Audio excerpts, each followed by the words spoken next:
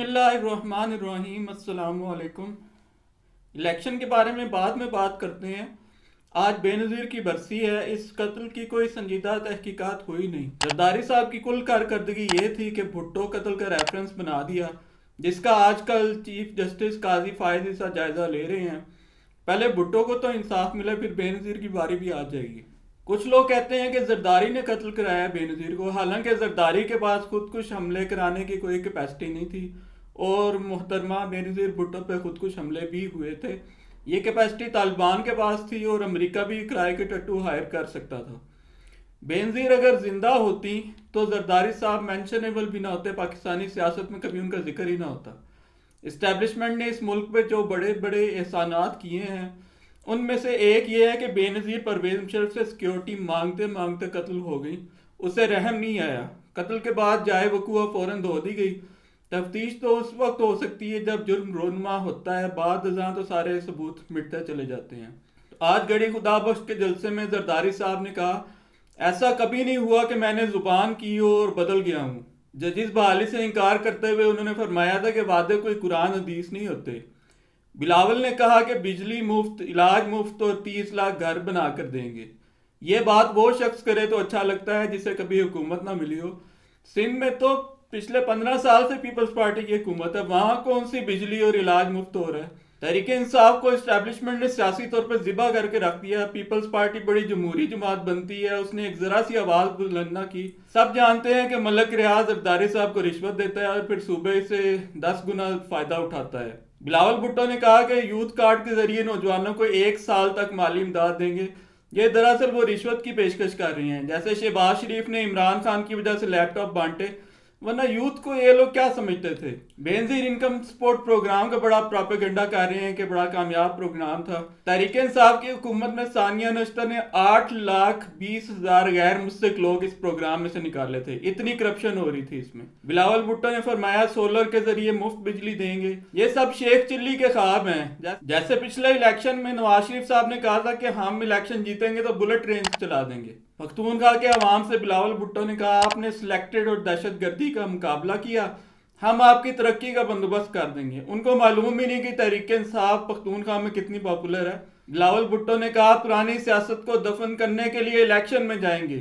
پرانی سیاست یہ دفن ہوئی ہے کہ اسٹیبلشمنٹ کی مدد سے عمران خان کی حکومت گرا کے پی ڈی ایم کی حکومت بنائے گی۔ یہ پرانی سیاست دفن ہوئی ہے۔ الیکشن کمیشن بہت متحرک ہے۔ اور چیمہ کو ہٹانے کے ایک تاریخ ساز کارنامہ اس نے سر انجام دیا ہے۔ حالانکہ 90 دن کی آئینی مدت میں الیکشن نہ کرا کے در حقیقت خود الیکشن کمیشن نے ہی آئین رونٹ ڈالا ہے۔ اس وقت الیکشن کمیشن کا سارا فوکس تحریک انصاف اور عمران خان کو فکس کرنے پہ مرکوز ہے، جو وہ کبھی نہ کر سکے گا کہ عدالتوں کی صورت میں ملک میں کچھ نہ کچھ ادارے بہرحال موجود ہیں۔ توہین الیکشن کمیشن کے کیس میں عمران خان اور فواد چودھری پہ فرد جرم عائد ہونے والی ہے۔ سزا ملنے کا امکان بہت زیادہ ہے۔ پھر عمران خان اعلیٰ عدلیہ کے پاس جائیں گے، پھر شاید انہیں ریلیف ملے۔ اعلیٰ عدالتیں اگر نہ ہوں تو ہمارا ملک تو ایک لحاظ سے شمالی کوریا ہی بن چکا ہے۔ شاہ محمود قریشی سائفر کیس میں رہا ہوئے تو جی ایچ کیو حملہ کیس میں گرفتار کر لیا گیا۔ یہ صاف اور شفاف الیکشن ہو رہا ہے۔ اسٹیبلشمنٹ کے لیے یہ بہت بڑا صدمہ ہے کہ عمران خان کو بلے کا نشان مل گیا۔ پشاور ہائی کورٹ نے حتمی فیصلہ نہیں کیا، بلکہ 9 جنوری کو اگلی سماعت ہے۔ زیر سماعت ہونے کی وجہ سے پی ٹی آئی کی حریف طاقتیں ابھی فی الحال کچھ کر بھی نہیں سکتی، ورنہ اگلی سماعت پہ ان کی چترول ہو جائے گی۔ عدالت نے کہا ہے کہ سیاسی جماعت کو انتخابی نشان سے محروم کرنا ووٹر کی حق تلفی ہے۔ بات یہ ہے کہ اگر اس ملک کی سب سے بڑی جماعت کو عملاً انتخابی عمل سے باہر کر دیا جائے تو الیکشن تو پہلے دن سے متنازع ہو گیا۔ یہ کون عقل مند لوگ ہیں جو اس الیکشن کو متنازع بنانا چاہتے ہیں اور ملک و قوم کے کئی سال اس میں ضائع کرنا چاہتے ہیں؟ خیر، الیکشن کا پروسیس آگے بڑھتا جا رہا ہے۔ دیکھنا یہ ہے کہ الیکشن کمیشن نے 30 دسمبر یا اس کے بعد جو امیدواروں کی فہرست لگانی ہے، اس میں کیا سامنے آتا ہے۔ جس شخص نے یہ دیکھنا ہو کہ کمینے لوگوں سے دوستی کا کیا انجام نکلتا ہے، وہ اکبر بابر کے ساتھ عمران خان کی دوستی کو دیکھ لیں۔ اکبر بابر پہلے فارن فنڈنگ کیس میں تحریک انصاف کے پیچھے لگا رہا، حالانکہ سب پارٹیاں فنڈز اکٹھے کرتی ہیں۔ اب پارٹی الیکشن کو بنیاد بنا کر بلے کا نشان چھیننے کی کوشش کی۔ عمران خان کی جب حکومت آئی 2018 میں، تو عمران خان نے اکبر بابر کے خلاف کوئی انتقامی کارروائی نہیں کی۔ یہ ہوتی ہے اعلیٰ ظرفی۔ اکبر بابر سے بندہ پوچھے بھٹو کی تیسری نسل، باچا خان کی تیسری نسل، مفتی محمود کی دوسری نسل اور شریف خاندان کی دوسری تیسری نسل پارٹیوں پہ حکمران ہیں، ان میں ٹھیک پارٹی الیکشن ہوتے ہیں؟ یہ تو عمران خان ہے جس نے اپنی جگہ خاندان کے باہر سے کسی کو چیئرمین لگا دیا۔ اصل بات یہ ہے کہ اکبر بابر عمران خان کو اپنے اشاروں پر چلانا چاہتے تھے، جب اس نے اس سے انکار کیا تو وہ انتقام پہ تل گئے۔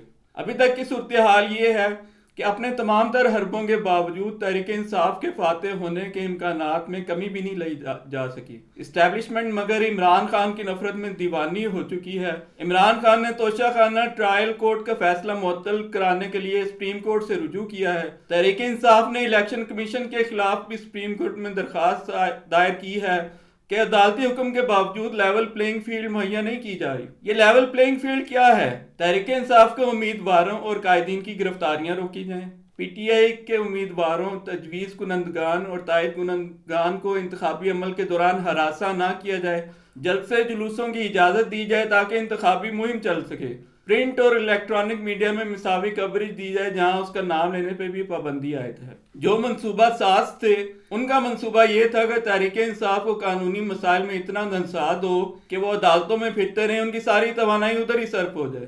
عمران خان کا تو آپ چھوڑ ہی دیں، عمر ایوب کے خلاف اس وقت 21 مقدمات درج ہیں۔ شہباز شریف نے کہا ہے کہ پوری تیاری کے ساتھ الیکشن میں اتر رہے ہیں۔ پوری تیاری یہ ہے کہ اسٹیبلشمنٹ نے نون لیگ کو گود میں اٹھا کر چوسنی اس کے منہ میں دی ہوئی ہے۔ یہ شریفوں کا خیال ہے کہ وہ 2/3 اکثریت لیں گے۔ اسٹیبلشمنٹ نے پرویز خٹک اور استحکام پاکستان پارٹی کو کی صورت میں 2 منع اور بھی پال رکھے ہیں۔ ویسے اس طرح کا الیکشن کبھی ہوا نہیں ہوگا۔ مقتدر حلقوں کو خراج تحسین پیش کرنا چاہیے کہ ملک کو واپس 80 اور 90 کی دہائی میں لے گئے ہیں۔ پاکستان ٹائم ٹریول سے گزر چکا ہے۔ Bushra Bibi audio leaks case میں وزارت دفاع نے جواب جمع کرایا اسلام آباد ہائی کورٹ میں کہ ریکارڈنگ کے سورس کی معلومات صرف سوشل میڈیا پلیٹ فارم ہی دے سکتا ہے۔